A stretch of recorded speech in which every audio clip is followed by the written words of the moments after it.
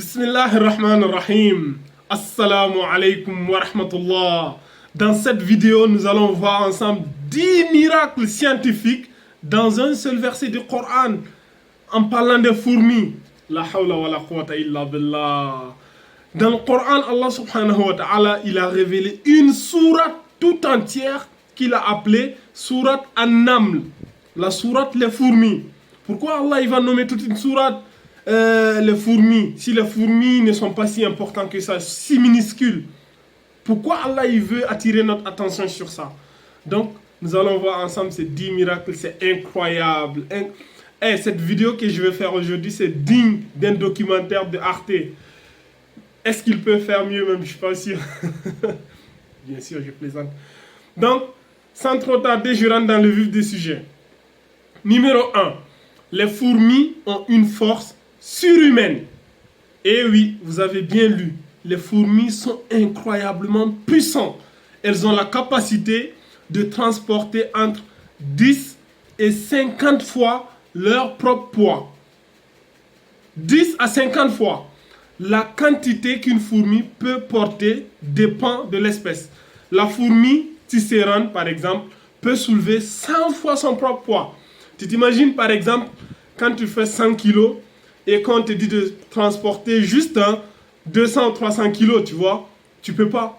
Alors que la fourmi, elle peut porter quelque chose qui pèse 10 à 100 fois son propre poids. C'est incroyable. Pourquoi les fourmis sont-elles si fortes? Cette force étonnante est le résultat de leur petite taille. Croyez-le ou non, l'université de l'État d'Arizona rapporte qu'en raison de leur petite taille, les muscles des fourmis ont une plus grande surface par rapport à la taille de leur corps, comparativement à des animaux plus gros. Cela signifie qu'ils peuvent produire plus de force. Relativement à sa taille, la fourmi est une créature forte et agressive. Elle est même beaucoup plus forte que l'homme. Regardons avec attention la mâchoire de la fourmi et méditons sur notre faiblesse. Regardez l'image là. Ceci n'est pas la photo d'une mâchoire sauvage. Il s'agit d'une simple fourmi. Les scientifiques disent que la fourmi est dotée de mâchoires très agressives. Elles peuvent se fermer sur leur proie à une vitesse beaucoup plus grande que les mâchoires d'un crocodile. Subhanallah. Subhanallah. C'est pour cela que la fourmi, par rapport à sa taille, est considérée comme étant l'une des créatures les plus fortes et les plus agressives sur Terre. Une fourmi, tu t'imagines, frère? L'une des plus fortes sur Terre. Allah Akbar, Kabiran wa Aziman. Allah, il a nommé toute une sourate An-Naml. Ce n'est pas pour rien. Allah, il ne crée pas quelque chose pour rien et il n'attire pas notre attention pour rien. Allah nous dit de méditer sur le Coran. En deux, il y a beaucoup de fourmis dans le monde. Le mot beaucoup est un euphémisme pour décrire la quantité de fourmis présentes dans le monde. Pour mettre les choses en perspective, on estime qu'il y a environ 1 million de fourmis pour chaque être humain dans le monde. Subhanallah. Pour chaque être humain, par exemple pour moi seul, il y a 1 million de fourmis. Imagine, il y a combien de milliards de fourmis. Et il est dit que le poids total des humains sur Terre est équivalent au poids total des fourmis. Incroyable. Vous vous imaginez? C'est incroyable, les gars. Ces insectes surprenants ont à peu près conquis le monde entier, à l'exception de l'Antarctique, de l'Arctique et quelques îles. Il y a moins une espèce de fourmi présente. Il y a au moins une espèce de fourmi présente sur chaque continent. Numéro 3. Les fourmis sont des agriculteurs. Des agricultrices plutôt. C'est eux qui ont inventé l'agriculture et l'élevage. Vous allez me dire, comment c'est possible? Vous allez voir. Mais c'est incroyable en fait, c'est incroyable. Les fourmis sont les seules créatures qui élèvent d'autres créatures. Et oui, les fourmis font l'élevage. Tout comme vous élevez des vaches, des moutons, etc., du poulet, du poisson, afin d'obtenir une source de nourriture, les fourmis font la même chose avec d'autres insectes. Le cas le plus courant étant l'élevage des pucerons. Les fourmis protègent les pucerons contre les prédateurs naturels et les mettent à l'abri des fortes averses de pluie dans leur nid afin d'obtenir un approvisionnement constant de miel. Ce que vous observez, ce n'est pas une colonie ou une maison de villageoise. C'est tout simplement une habitation fabriquée par des fourmis. Les scientifiques ont découvert que ces habitations valent celles qui sont fabriquées par les hommes. Elle est équipée de tout ce dont ont besoin les fourmis. Des chambres destinées à stocker de la nourriture, des ouvertures pour l'aération, des chambres pour les petits, les moyens d'assainissement. C'est pour cela que le Coran appelait ces maisons des habitations. Allah subhanahu wa ta'ala, il parle de cela dans le Coran, il dit quoi? Allah nous dit Hatta iza ataw ala wadi naml qalat namlatun ya ayyuhan naml udkhulu masakinakum la ya'timannakum Sulayman wa junuduhu wa hum la yash'urun. La fourmi dit: oh fourmis, entrez dans vos demeures, dans vos habitations, de peur que Salomon et ses armées ne vous écrasent sous leurs pieds sans s'en rendre compte. La fourmi qui dit: allez-y, courez, allez à l'abri, cachez-vous, sinon on va vous écraser. Ils ont aussi des demeures comme nous, les frères. Subhanallah, incroyable. 4. Les fourmis n'ont pas de poumons. En raison de leur petite taille, les fourmis n'ont pas la place pour accueillir un système respiratoire complexe comme le nôtre. À la place, elles ont leur propre moyen de respirer pour faciliter le transport de l'oxygène dans leur corps. Mais comment ils respirent alors?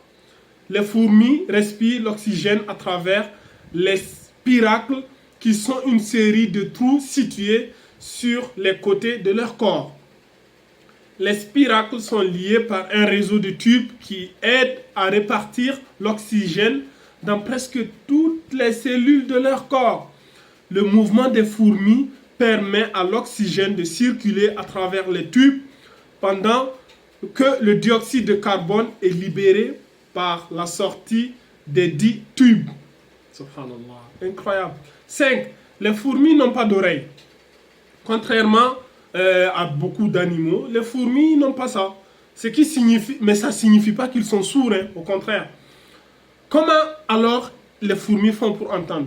Elles utilisent des vibrations pour entendre. Pour rechercher de la nourriture ou pour sentir un danger, les pattes leur servent de récepteurs. Les scientifiques ont découvert récemment que les fourmis émettent des fréquences vocales par lesquelles elles communiquent. Elles utilisent ce langage pour prévenir et avertir d'un danger. Et c'est le verset que je viens de vous lire tout à l'heure là.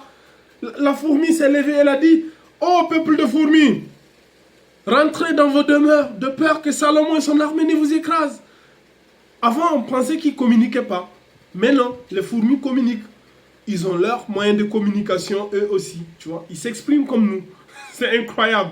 La hawla wa la quwwata illa billah. 6. Certaines espèces de fourmis sont asexuées. Plutôt que de suivre la voie traditionnelle de la reproduction, des fourmis amazoniennes se reproduisent par clonage.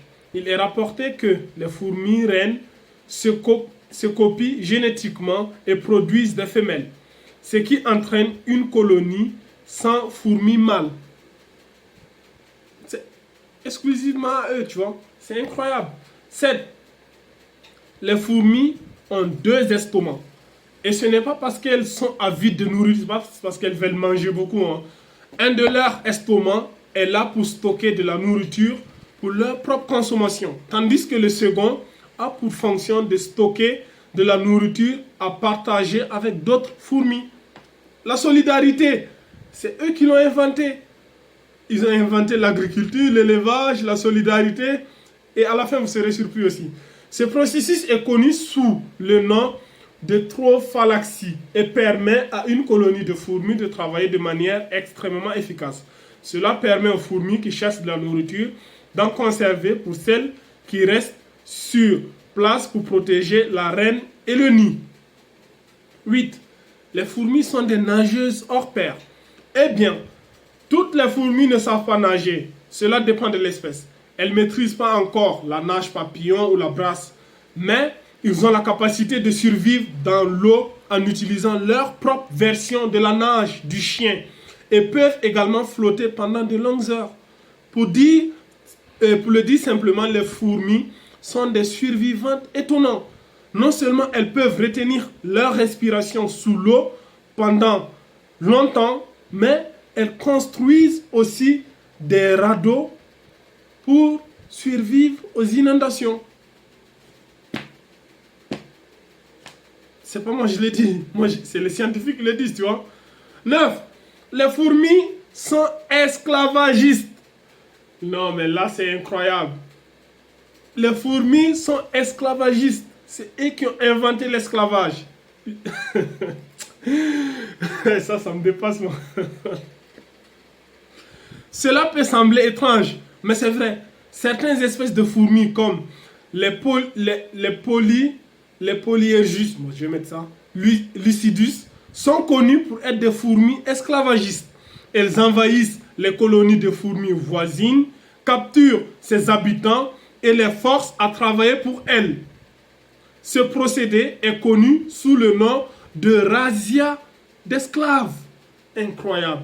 Les fourmis esclavagistes sont spécialisées dans le parasitisme d'une cellule, dans le parasitisme d'une seule espèce ou d'un groupe d'espèces apparentées qui sont souvent proches de leur espèce.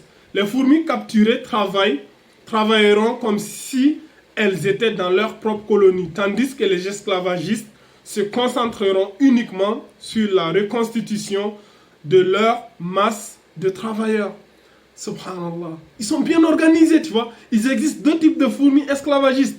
Les parasitistes sociaux permanents et esclavagistes temporaires. Et les parasitistes sociaux permanents comptent sur les fourmis esclaves toute leur vie.